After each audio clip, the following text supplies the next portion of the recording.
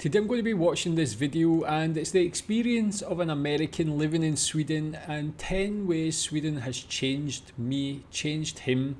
So interested to see this. As I said before, I always enjoy watching videos like this. Foreigners moving to Sweden, seeing what they learn about the country, the culture shocks, and 10 ways that he's been changed. Should be interesting. Let's check this out. Tell me what you think about these. Dreams do not scare you. They are not big enough. Ellen Johnson Sirleaf.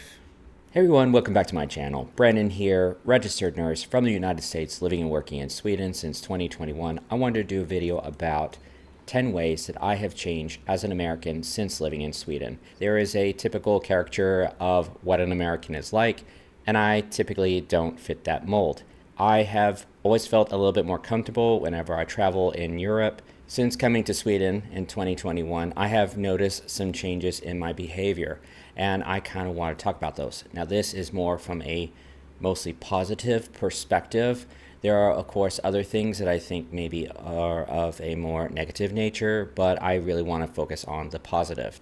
Number one, recycling. So coming from the United States, recycling is definitely not as big of a deal as it is here in Sweden. Now, the United States is a big place with 50 states and a third of a billion people. Things vary from state to state and city to city. But I can say definitely in Europe, I'm very impressed with how methodically people recycle their things. Not just glass, but different colors of glass. In the United States, when I was growing up, where I grew up, it was just outside the Dallas-Fort Worth area, and we really didn't have much recycling. What we did have was ways to raise money by recycling cans. We would take them to school, and a lot of times it was for some sort of money-raising event, for maybe a charity type event. We also could take the cans into a local recycling place and get money for them. Aluminum was worth a lot of money. At the grocery stores, I remember in the local little grocery stores, they had a box by the entrance where you could return all of your plastic bags, where they would go back to recycling. There were some people that recycled newspapers, but for the most part, recycling was not like a really big thing in the United States when I was younger.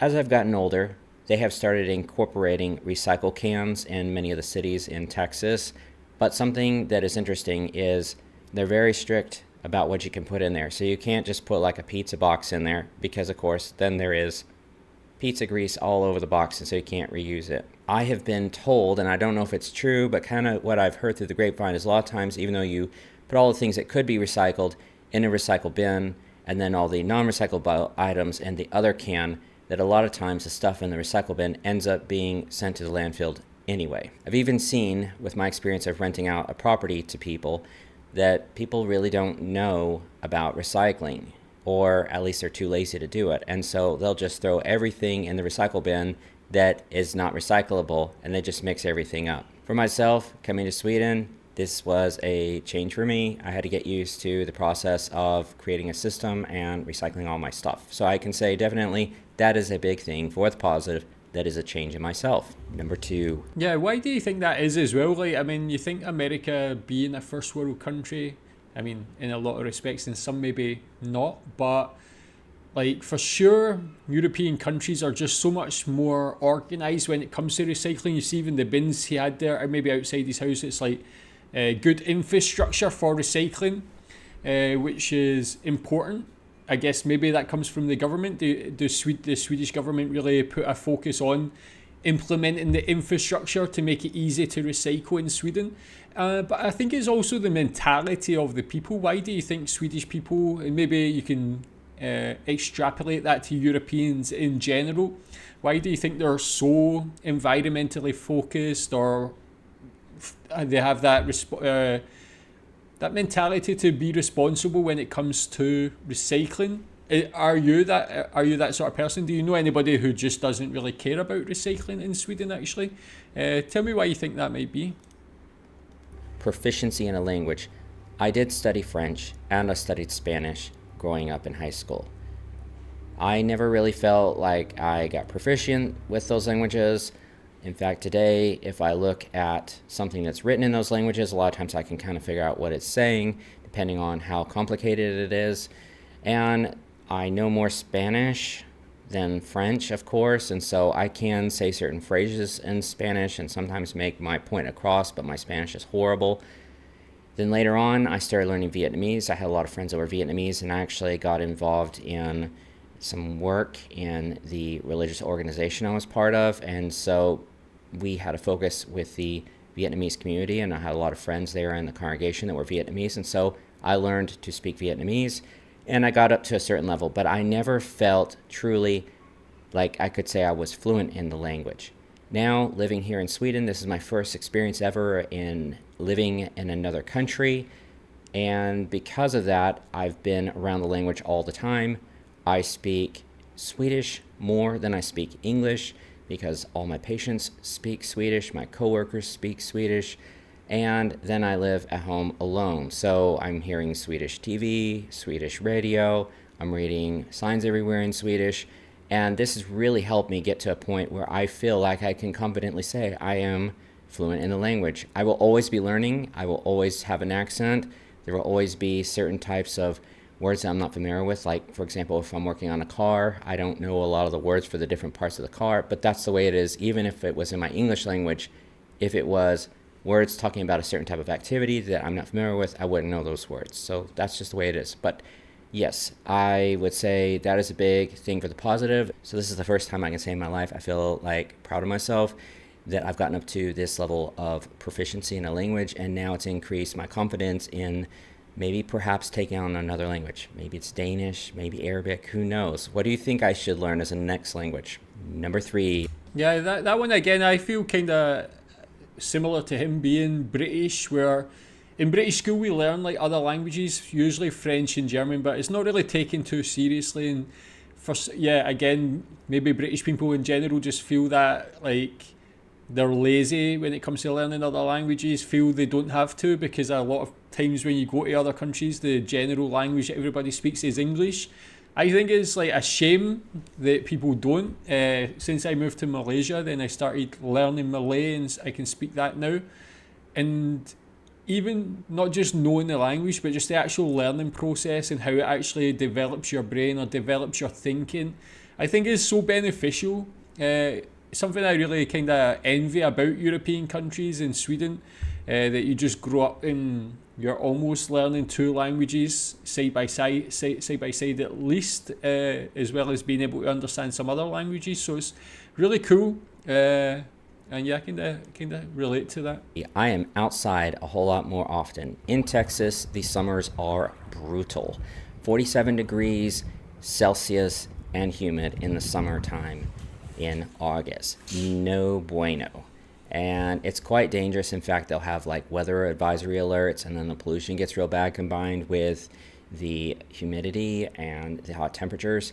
So because of that, a lot of people are inside. So if I was going to do things with my friends, it usually involved something like going to the movies, going bowling, eating out, or maybe going for some drinks. And so these a lot of times were unhealthy activities from a physical standpoint.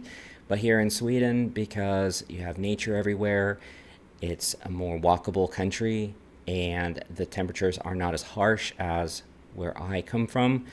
It does get cold in the winter, but it doesn't get as extremely cold as it does in Texas. Because of that, I do find myself outdoors a whole lot more often. Now, if I was in the north of Sweden, it might be a different story in the wintertime. But here in this part of Sweden, I can say that I'm definitely outside a whole lot more often and a whole lot more active than I had been in the States. Number 4, I feel like coming to Sweden has made me a bit more retrospective than I had been in the past. Something that's really bothered me that I really became aware of in the last 3 years. I've been, in August, it'll be 4 years I've been living here, and I noticed after I was here, I had more time to myself. Part of it was I was a bit more isolated because, yeah, I had some friends here in Sweden, but none of my family was here. And the first year I wasn't working, I was just studying Swedish. And then after that, I got a job and started working. But I found that I had a lot more time to myself to really think about things. We also had the COVID pandemic, which made it to where I really wasn't going and doing a whole lot of things. So I was at home a whole lot more often. And what I started to realize is I felt like the last 20 years of my life, from the age of like say 20 all the way up to 40, had just completely flew by. I felt like I lost a lot of time.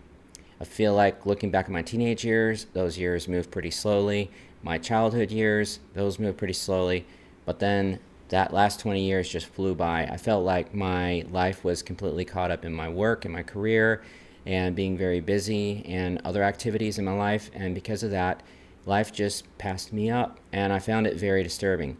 Now, being here in Sweden, I feel like I'm a whole lot more retrospective, and I'm living a little bit more in the present. I still have a lot of work to do on that, but that's something that I'm really trying to work on, is taking it easy, spending time really thinking back about the past, about the current, present, and also thinking about the future. So I feel like in Sweden you have more of the prerequisites to be able to do that, whereas in America I just feel like, at least for myself, I don't know how it is for you if you come from the States, it just feels like time just goes so fast, and it's just like everything's about rush, rush, rush, grind, grind, grind, hustle, hustle, hustle. And then here in Sweden, it's a little bit more of a laid-back type lifestyle. And so I feel like people are a little bit more contemplative and have a little bit more time to be able to, think about where they've been, where they are, and where they're going. Number 5, I'm a lot more frugal with my spending. I have mixed feelings about this one. So I grew up not having a whole lot of money, and we actually went through a period where we were actually homeless for a bit. And so thanks to the goodness of someone that was in our religious congregation, we were provided a home temporarily, and it wasn't for free. We, of course, had to pay rent, but we were able to find a place kind of last minute. It was tough. Being a teenager was a really tough period of my life, and I won't really go into a whole lot of that. I'll just leave it at that and say it was difficult. For obvious reasons of my family not feeling comfortable talking about that and putting that here on YouTube, I won't go into a lot of details on that. But I was used to having to be real careful with money. So, I grew up with a mother who counted coupons. We were getting things that were hand-me-downs from my cousins. I'm wearing clothes that are like, 5-10 years old. We went to thrift stores, and which is funny because now all that stuff is popular, but back in the day I got bullied a lot in school because I didn't have the latest and greatest and new things. And so I even remember being on the playground and kids actually pulling my clothes off and throwing me down on the ground because I was wearing clothes from a thrift store. So I grew up not having much money, and I think what happened was then when I became an adult and then I went to college and then I finally got a job where I was making good money, it felt nice to be making more money, and I didn't really think too much about my spending. I was not one of the type that, goes out clubbing and, shop till you drop. I never did anything like that, but I did purchase a lot of things that I really didn't need. There's a sale on this, so then I would buy that or whatever. And I could find ways to justify making these purchases. On top of that, when I would go to the grocery store, if I wanted something, I bought it. I didn't think much about the price because I made enough money to where I always had money left at the end of the month. After I paid my taxes and everything, I had money left over. Here in Sweden, things cost so much and your salaries are so low and stuff is heavily taxed and so much tax is taken out of your pay. So that has resulted in me having to be a whole lot more careful with my spending, and I'm still working on that. I'm still trying to learn about places where you can go to save money, and sometimes I will be wanting, for example, a nice steak, but then I look at the prices and I'm like, okay, I'm not going to do that today. What is something else that I can do that's going to cost less money? I have a goal in mind. I have some financial goals that I'm aiming towards, and I'm hoping that I can get better about saving money. So I do feel like I'm a lot more conscious of my spending now, and I'm a bit more frugal. Definitely some room for improvement there, but it's hard, these kinds of things, especially when you've grown up, like I said, when you've grown up you've been poor, and, and then your parents were poor too, and their parents were poor, and then all of a sudden now you're making a bit more money. I don't know. And on top of that, I'm neurodivergent. I am diagnosed with autism, and now we're screening me for ADHD, and those kinds of diagnoses also make it difficult when it comes to managing your finances. Number 6. Yeah, tell me what you think about that. Like, that's the first time I've seen someone mention like it's quite difficult to live in Sweden because of the cost of living, cost of goods, the low salary. I guess like I know of it being in Sweden you have to pay a lot of tax, which is good because you get a lot of great services, education, the health service and so on, which I think is worth paying extra tax. But what about you? Do you find it like other countries like Britain and other countries, there's been like such a high cost of living over the last couple of years? Is that similar in Sweden? Are you finding it more difficult to get by, to save money? Are you having to be more frugal? And again, being Scottish, like our natural disposition is to be frugal. I was brought up in like relatively poor environment as well, so I've always like known the value of money and tried to be frugal throughout my life. It's a very Scottish trait, people say. Some people say we're cheap. I don't mind. I think it's good to be like that rather than be financially irresponsible. But how does it manifest itself in Sweden? Do you think people are generally frugal spenders? Is life getting more tough on that in that respect? I have definitely benefited physically from being in Sweden. So the first thing I can mention is my skin cleared up. So in the States, we have a lot of pollution. We have a lot of chemicals in our drinking water, a lot of chemicals in the food. And I had a lot of skin trouble. In fact, my skin on my scalp would get so bad that it would break open and bleed when I would get out in the sun. I had problems with rashes on my body, eczema. My skin hurt all the time. If I took a shower, it felt like my skin was on fire. And I noticed eating certain foods really flared me up. Then coming to Sweden, my skin cleared up. On top of that, I ended up actually losing weight. I'm still a bit not at my goal. I'm still a bit overweight. But compared to the United States, I'm definitely a whole lot better off than what I was before. On top of that, I also had a lot of gastrointestinal issues. So I was very sensitive to a lot of foods and stuff in food. And so I had irritable bowel syndrome. I still have it, but I don't get the flare-ups that I used to have. In fact, my IBS was so bad that I actually ended up in the emergency room because I would get severe dehydration because I just couldn't keep fluids in my body. Number 7. Yeah, again, that's something I do hear a lot of Americans say when they go to Europe. It's like their whole health just changes just for eating normal food, or what we take as normal in Europe. People can lose weight just by eating what they normally eat, and it's just because there's not so much bad stuff in the food in Sweden. What do you think about that comparison?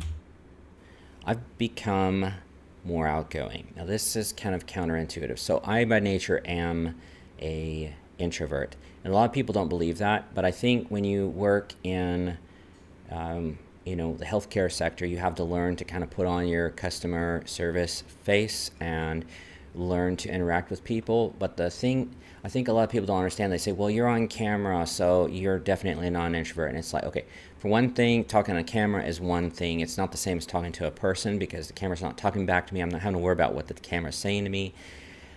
And on top of that, introverts can be talkative people. They can be friendly people.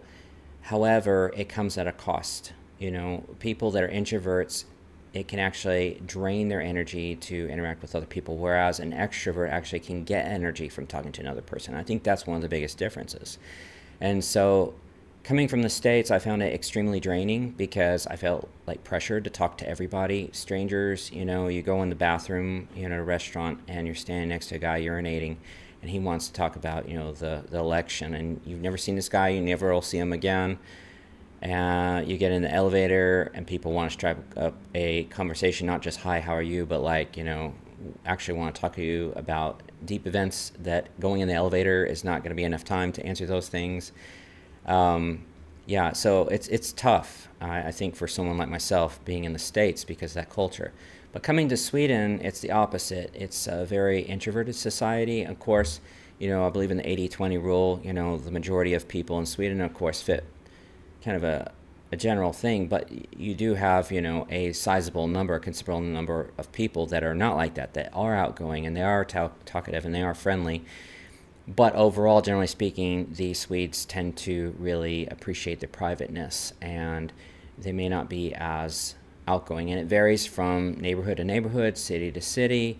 And then you go to Bostad and people are just smiling at you and waving and saying, hey, when they pass you. And I'm like, wow, this is such a change, And then later that day, I ride the train an hour and a half away, come back, and then people look right through you. It's just interesting that in Sweden.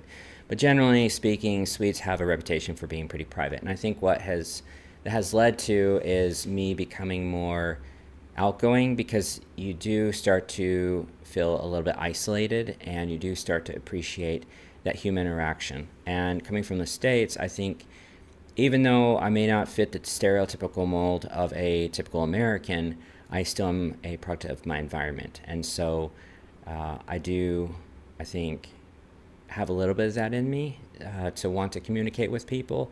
And so I have noticed that I do engage more in small talk. Like, for example, at work, there's a lot more small talk there. And when I worked in the States, I just wanted to come to work, do my job, and go home. Whereas here in Sweden, at work, people want to talk about their families and they want to talk about what their plans were for the weekend. And I'm like, that was not something that I wanted to do when I was in the States. And now I'm actually engaging in that. So that's been a big change for me. Number 8, my self-confidence has increased. So I think coming to another country is such a challenge. If you've never done anything like this before, you really don't know what you're in for. And there's so many hurdles that you have to overcome, especially if you're going to a country that doesn't speak your native language and you have to learn that language. And I've always battled with self-confidence issues. I've always felt like I have imposter syndrome. I always felt like I was less than. I always felt like, I've always struggled with low self-esteem. And I think coming to Sweden has really helped me because now, I can look at this and see all these things that I've actually accomplished and be like, okay, now I have stronger confidence in doing a lot of other things that I probably wouldn't have been confident otherwise. Number 9, I drive a lot less. So I do have a car. I have a very old car, and I do need it for example, creating YouTube content. I do go out into the forest. That was kind of one of my big things of coming to Sweden, is to be able to go out in the countryside. And so you kind of need a car to be able to do that. And so I do drive, but I don't drive nearly as much. Coming from Texas, there's really not much of a walkability there. Even riding your bicycle is really not a thing. There are some exceptions to that, but for the most part, it's kind of dangerous to walk and ride your bike everywhere. And so you end up driving your cars. It's also long distances between places. Coming in Sweden, things are a lot more accessible. You have really good, what they call collective traffic or community transportation. So I find that I'm reliant on that more. I'm walking more, riding my bicycle more. Number 10, I'm a lot more appreciative of the sunlight. So coming from state of Texas where it gets so hot, you're finding every opportunity to get out of the sun and get in the shade or go in the air conditioning. Whereas here in Sweden, it's interesting to see how people are like, they're almost like lizards that are like bathing out in the sun on a stone, soaking up the rays in the wintertime, any little bit of sun that comes out. And I'm finding that is something that has started to happen to me, and I'm realizing I do appreciate the sun a whole lot more. Those are just 10 ways that I think that... Yeah, interesting points. Like, definitely some of those I've seen on other videos, but really, like, the different things like the psychological benefits of moving to Sweden, definitely compared to the US anywhere. Things like his being able to build his confidence, his personality changing. These things you don't really think about when you move to a different country. And Sweden in particular seems to be helping him quite a lot in that respect. So really cool to hear. With regards to like the walkability, that's definitely something I've heard in Sweden and other European countries again, compared to the US. So really cool. Tell me what you think about these. Thanks.